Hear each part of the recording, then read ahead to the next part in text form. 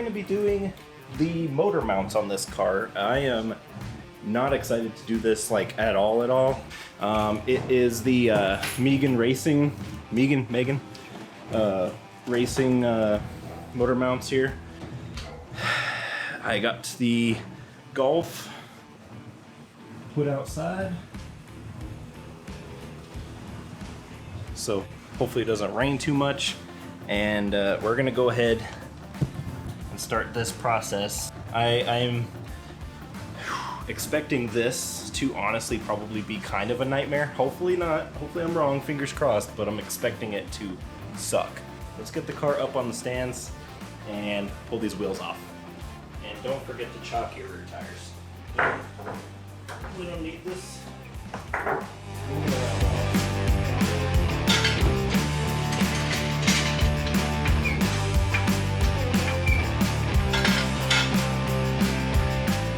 Yeah, this isn't gonna really necessarily be a how-to. I'm gonna be walking through it, but it's more just to show that you can do it in your garage. Hopefully, we're gonna find out if you can do it in your garage or not right now. But not everybody has a lift, and I also don't have the $400 to pay someone else to do this for me. So we're gonna make do and do it ourselves. I don't really plan on being under the car, so if I have to really be down there, I'll lay down. But I'm weird about using my my jack stands on any setting other than just the lowest. I don't know why, I'm just weird about it. I don't trust them, never have. These aren't even necessarily like the terrible Harbor Freights. I took those ones back. I'm not gonna put my life on the line for these things, so I use them on the lowest setting where I know that the little tooth isn't gonna slip and drop the car. I don't care if it drops an inch. If it moves a centimeter, I'm out. Just grab it by the frame somewhere and give it some good shakes, and if it doesn't move around, then you know you're good. In this case, I can throw my entire body weight on it and it doesn't shift at all, so we're good. When I try to pull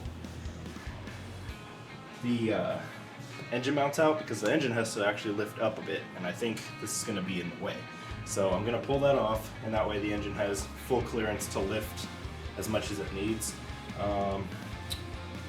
I will probably also remove the intake from the throttle body, but other than that, it's only gonna need to move a couple of inches, so it shouldn't be too bad.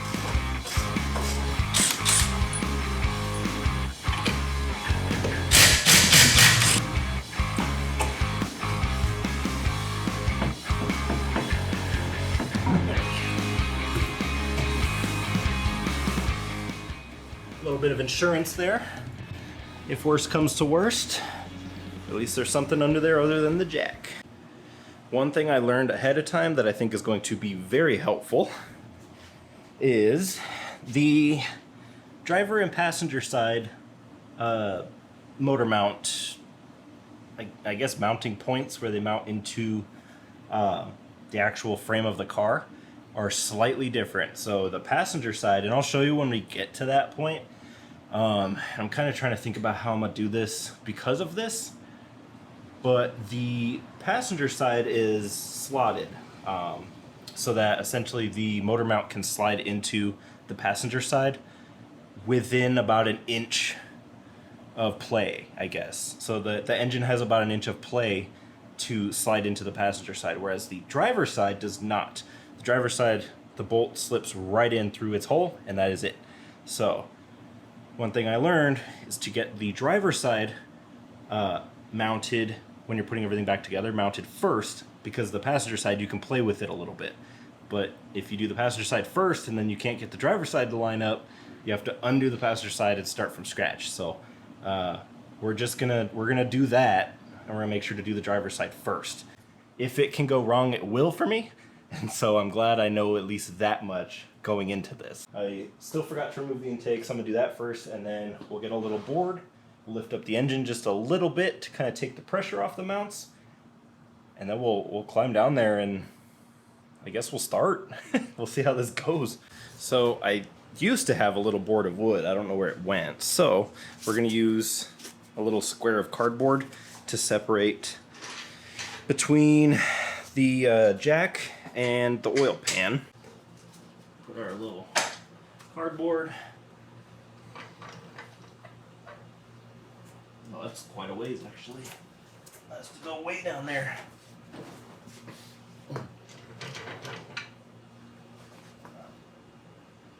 All right.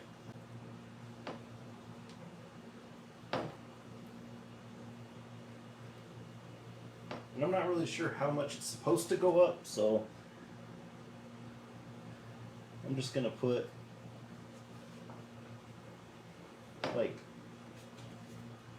like four I don't even know what you call it, jacks, I guess, in it. So hopefully that's enough. But yeah, we're gonna be removing the bottom bolt, which is right here, first. Also, I took my glasses and my hat off because I feel like work like this, your hat always manages to fall off right when you're already frustrated. And same thing with my glasses. I'll be trying to see something and my glasses just go and like fly all the way up into my forehead, and I get real heated real quick.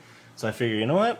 I'm gonna take both of those things off now while I'm in a good mood, and that way if I get frustrated, they're already off. Yep, that's what it is. It's a 14. Oh yeah, that works perfect.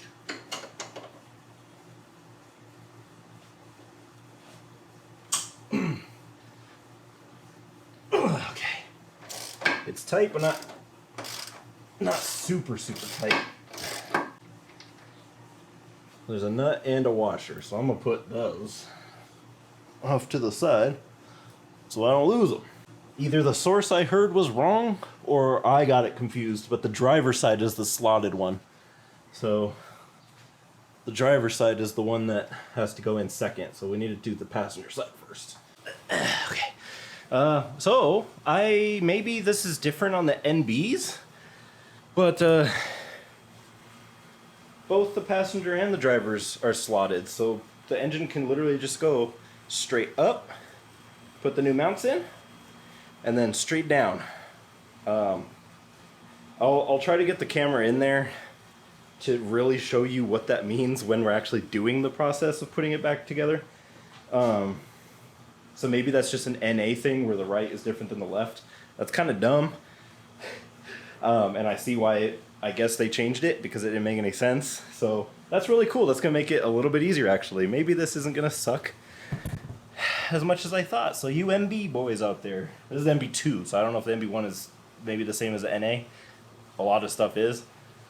But for once I have an advantage. Let's go. I readjusted the jack to be more on the driver's side of the engine, because I think maybe because of the exhaust manifold, that side is heavier, and so the engine is trying to tilt in that direction.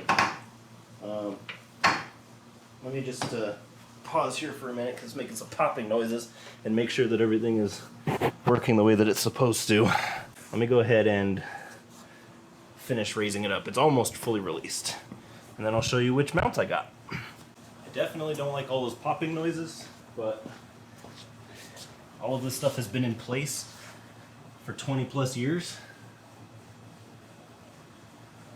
And you can't see in there at all.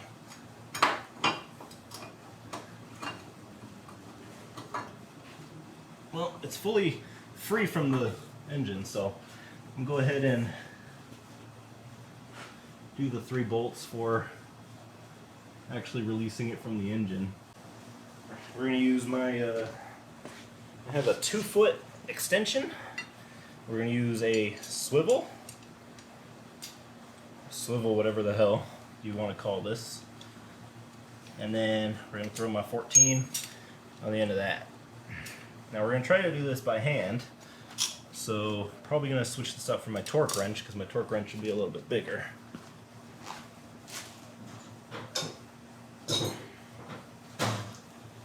Got the torque wrench. And if this, righty-tighty. We gotta switch to lefty-loosey. And if this doesn't work, then begrudgingly we'll use the impact. So I have it down here just in case, but I don't think we should use that. This is a tedious job, and I don't want to break something. I want to strip these bolts out. So let's try to do this real quick.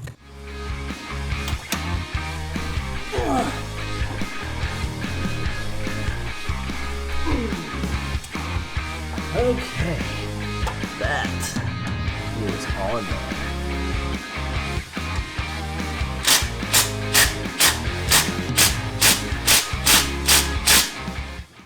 So I cannot get the 3 bolts off of the engine side of the motor mount. I cannot get it. There's the 1 bolt that mounts to the frame, and then there's 3 that mount to the engine side, and I cannot get them. I can't get it with the torque wrench. I can't get it with the 2-foot extension, so I was like, okay, maybe it's too long. I switched to a 6-inch extension with the swivel. I can't do it. I tried switching up different sockets, so I was like, okay, maybe if I just get one of these like 5-point, whatever the hell you call this, like maybe it's just the wrong shape of socket, maybe it's the wrong size. I tried grease. The impact can't get it on any of the modes. I can't get it by hand with any amount of leverage on there. If I try to give it any more ugga-duggas, I will probably break the bolt. So I'm gonna go ahead and call this one.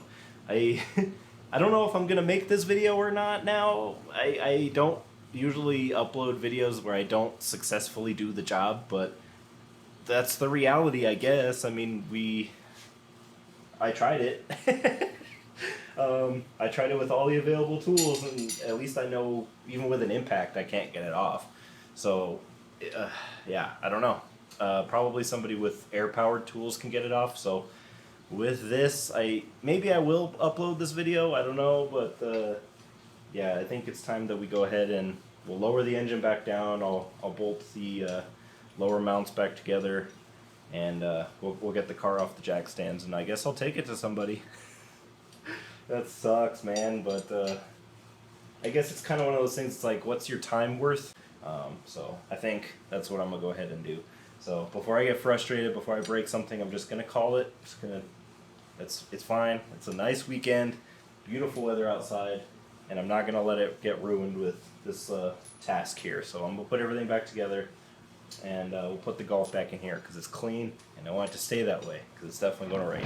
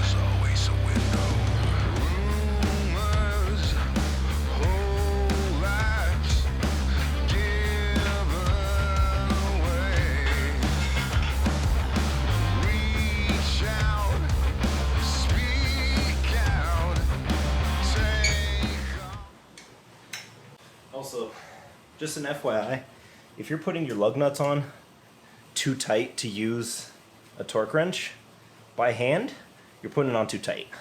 Yeah, if you can't put them on by hand, they're too tight. Alright, I'm gonna go put my car back in its parking spot, and I'm gonna use the wheel this time.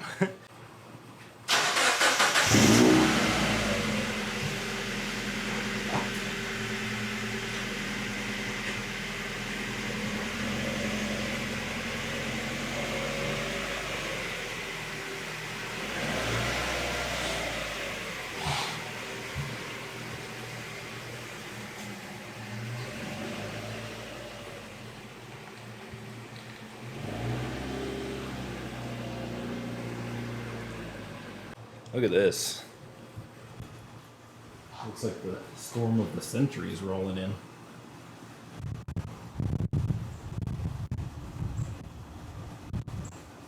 So, definitely gonna put the Golf back in here. I don't need to detail that again.